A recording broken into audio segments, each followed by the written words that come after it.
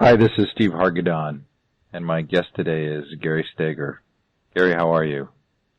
Great, Steve. Thanks for having me. Gary, I've been asked to talk with you about how giving students choice in learning empowers and motivates them. How do you respond to that? I would suggest that without choice, there's no ownership. Without ownership, there's no engagement, and without engagement, there's no learning. So as I heard presidential candidate Governor Huckabee of Arkansas yesterday say on television, we walk into a lot of classrooms where you see heads on desks because kids are sleeping and taking a very expensive nap was the term he used. That's got a lot to do with motivation. Motivation has to do with being compelled to engage in some activity that you don't find relevant or you find unpleasant. So if the educational system is based on the learner being at the center of it and therefore having free will and choice, then better learning outcomes are possible. Is this a theme that you stress yourself in the things that you talk about? Sure, I think it's all of a piece with a belief that the learner is at the center of the learning process, that there's a lot of discussion in contemporary culture about learning, and it's often preceded by the odd article "the." So I go to a lot of conferences and read a lot of articles where I refer to the learning, where I hear people referring to the learning. We need to increase the learning for students. And in the age of No Child Left Behind and the decade or so preceding it, learning ceased being a verb, something that you actively did, that you were at the center of, and became a noun, something that was done either to you or in the proximity of you with the hope that it would somehow spread. A lot of what happens in classrooms seems to be based on, a sort of viral theme of, you just have to put a pathogen or a teacher in the classroom, and then all kinds of learning will occur.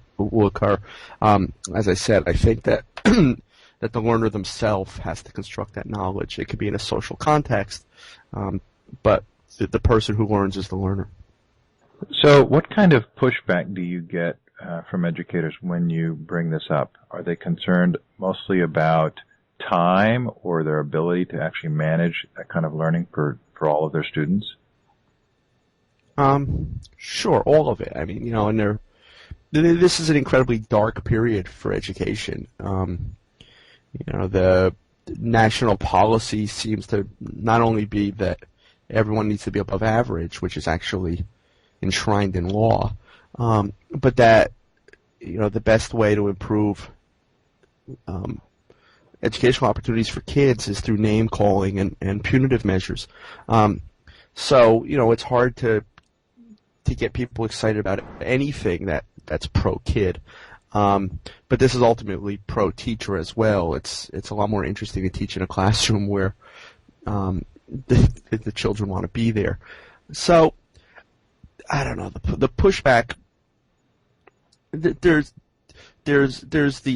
not as much outright hostility because most people know, at least in their hearts, that this is the right approach.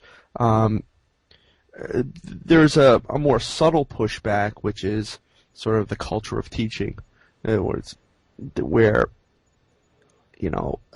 nothing new, this sort of belief that change is geological in pace, and that I'd like to do that, but there's 1,000 reasons not to.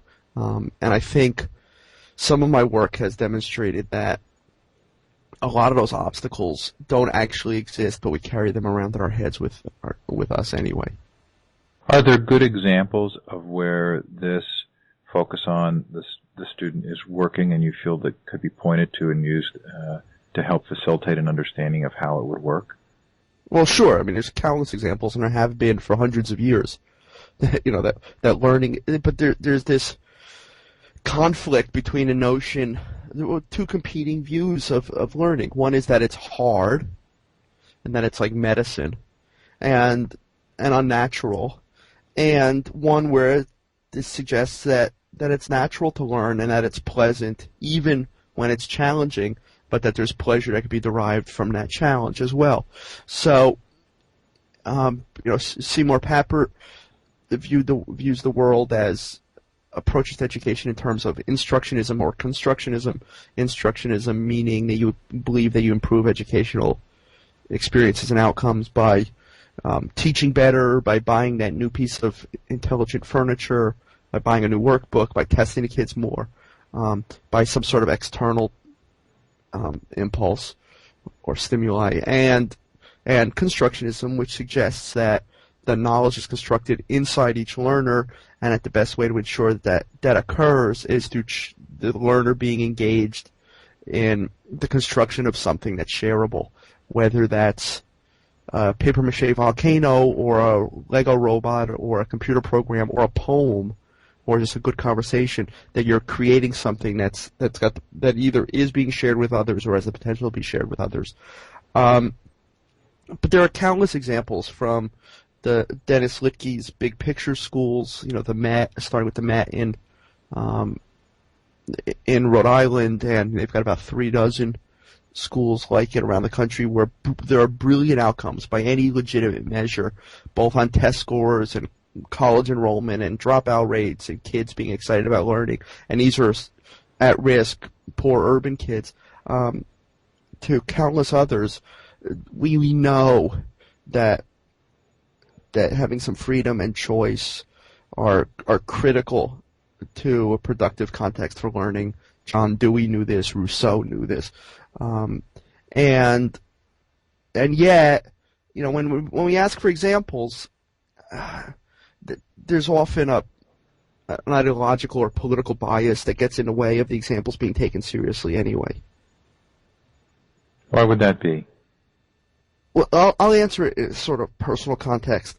I do a lot of work with schools where every kid has a laptop, which is sort of an embodiment of this idea of the learner being responsible for their own learning, for there to be interdependence between learners, and for kids to be able to go further and sideways from some prescribed, proscribed set of curriculum standards or arbitrary sequence of skills they're to develop. And I've been working in laptop schools for 17 years now all over the world. I, in fact, led professional development the first 2 schools that had a laptop per kid in 1990. But so I speak a lot about one-to-one computing, and there's always someone who wants evidence that this works. And there are countless studies that I can point to, some better than others, some completely bogus, that say that this works, that it's good for kids.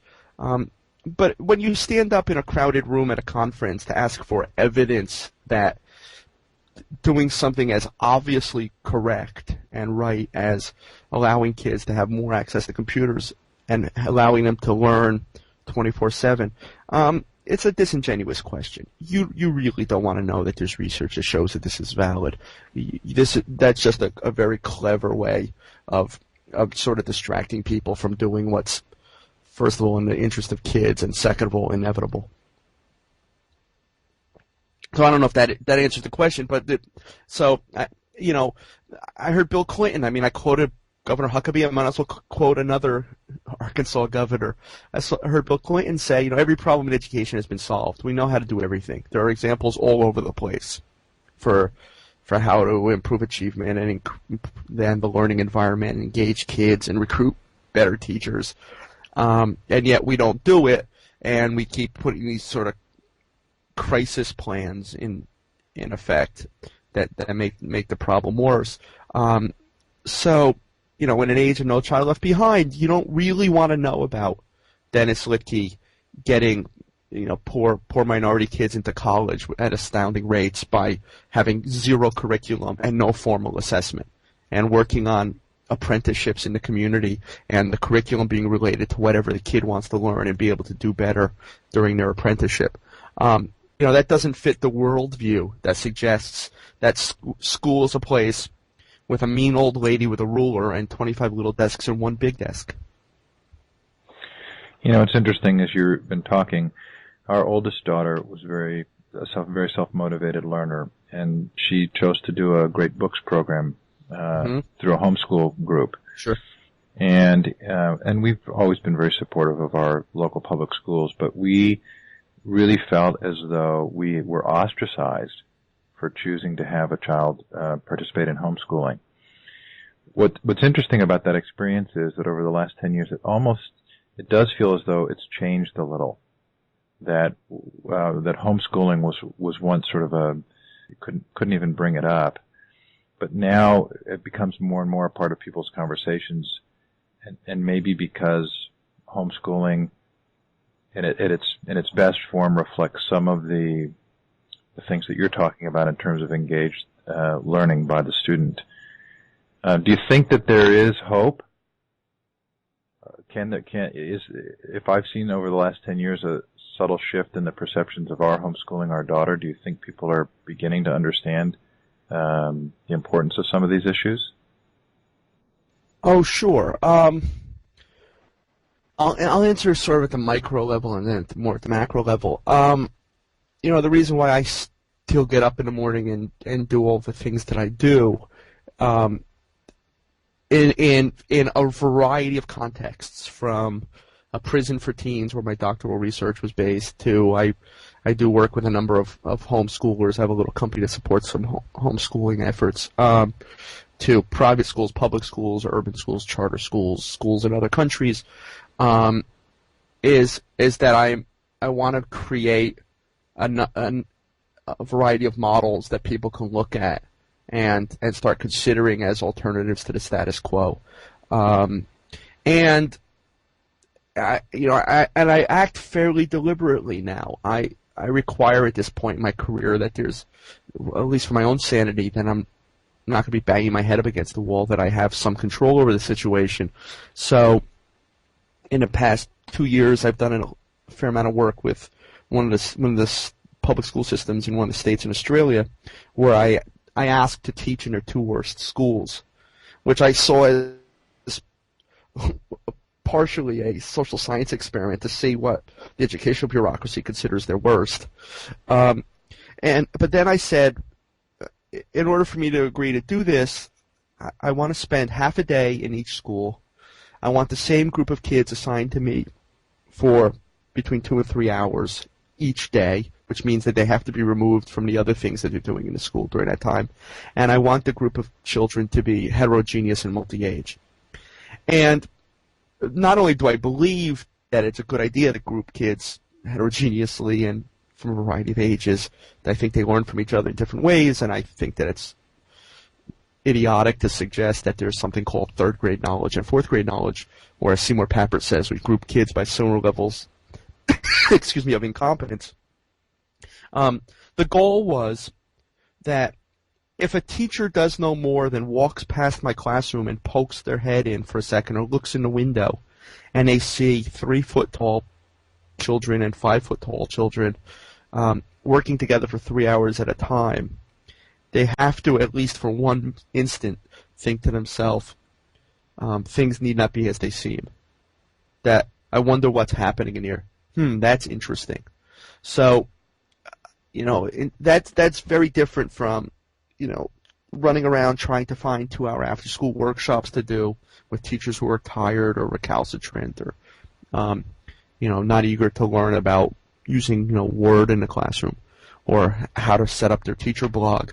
So I'm trying to be in situations where I can do good for kids, where I can get exciting examples of what they're capable of, where I can give voice to their remarkable gifts and talents and abilities and needs and desires and wants, but also where other people can look at them and think, things need not be as they seem. Now, your homeschooling example, I think, points, there are a lot of political reasons and issues rooted in demographics and the media and such for why homeschooling is being viewed as more acceptable. But my colleague and mentor, Seymour Papert, a few years ago started talking about the learning ecology. And he took a very large sort of view of these things and thought that, even educational practices that I might find, let's see, what's the word I want to use? Noxious, like Kuman, are examples of parents engaging in the educational process of their children in an unprecedented fashion. That a parent choosing to buy Math Blast or enroll their kid in Kumon or homeschool their kid or, take them to Sylvan or Kaplan or one of these tutoring mills. Even if I don't agree with this sort of educational approach, there's some room for optimism that there's a larger consciousness about the nature of learning that parents are engaging in. Papert called it the learning ecology, and one of the examples he gave from it was, a generation ago, or when he was a child, a couple of generations ago, your parent might say, "Don't swim in that stream because it's dirty," and now your child says, "Turn the light off, we'll save the planet." The environmental movement is only a generation or two old, and there's a sense that while you can't solve all the problems of the universe, you can flip the light switch off and make your contribution. So that I think, over the next short period, you're going to see a lot more parents being sort of willing or able to make decisions for their own kids. That will more closely mirror, hopefully, the decisions that the kids would have made in the first place if we had given them that choice. That's very interesting. One other theme that I have wondered about is Web 2.0. Mm-hmm. And one of the things I think I've noticed is that as teachers become involved in participating in the read-write aspect of the web, their own definitions of learning seem to be changing.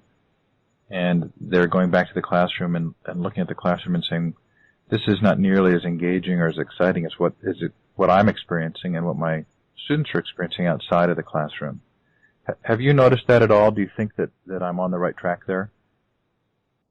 I think what you may be observing is, if teachers are excited about learning something, that excitement about learning is contagious, and you wouldn't study carpentry with people who weren't good at it and didn't like doing it. You would study carpentry with someone who was good at carpentry, and so I think there's a mentor-apprentice issue at play there, where the teacher themselves is getting excited about using a computer and talking to her friends and sharing what happened that day via her blog or whatever the emerging technology is, and that's sort of rekindling the teacher's curiosity and excitement about learning, and that could translate into what happens in classrooms. Just like people seeing kids playing video games for months at a time have to think to themselves, well, maybe this kid doesn't have attention deficit disorder, or maybe this kid can attend to something for a long period of time. However, it's much more difficult to make the leap that concludes that this or that Web 2.0 technology is transforming learning in any particular way. In fact, in some ways, I'm fearful that it's reinforcing some really bad notions of learning. Oh, it's very hard for me to leave the interview on that note. Can you give me a clue as to what that might be? I think that the excitement about Web 2.0, and I share the excitement, needs to be understood in that context of the tension between instructionism and constructionism. That there's a lot of the read-write web seems to me to be a lot of I write, you read. I don't know if it's just me, but when I join a discussion online, a discussion seems to end. So there's the obvious sort of criticisms of the narcissism of the work, that I'm just sort of shouting into a well, and that could reinforce to a teacher their sort of that they're the center of the shouting, for lack of a working metaphor, and it also overemphasizes the role of information in the learning process. That information is an artifact. It's not what fuels learning. Knowledge is the result of of experience, and experiences are personally constructed, and they exist in more than one form than talking to other people, although that can certainly be a form of it.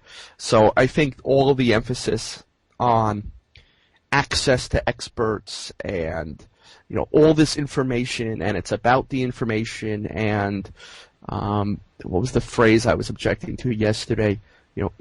Interaction with the content, I think just reinforces the notion that knowledge is somewhere over there on that website or in that book or in that teacher, and you just need to find the way to get to it. And that's a very weak metaphor, I believe, for the educational process. So we were already heading in this direction. It's just the natural inclination of schools to want to deliver information. And the excitement about the web or Web 2.0 has just thrown gasoline on that fire. That, if the amount of information kids could have access to is infinitely greater, then there could be infinitely greater learning opportunities. Well, the opportunities might exist, but I don't see the experiences changing very much, and I still see a lot of the discussions and the writing and to be shallow, and to have been possible in other media. You could have written a letter to an author. You could have gone to you could go to a festival of books and talk to people. You could read books. Without Web 2.0, now I know there's an immediacy to it, but is that enough to then therefore conclude that there's a revolution taking place? I'm not so sure, and I think I want kids to have much more varied, deeper, richer, more personally meaningful, long-term, sustained experiences, and as I call them in my courses, learning adventures, where knowledge is the byproduct, as opposed to just having greater access to more printed text, or video for that matter. Does that make sense? It does, and it's a great place to stop, because it still leaves the door open to further discussions, but has given you a chance to Absolutely. A little bit on that. Gary, thank you so much for your time. You're most welcome. Hope it was useful. Thanks, Steve.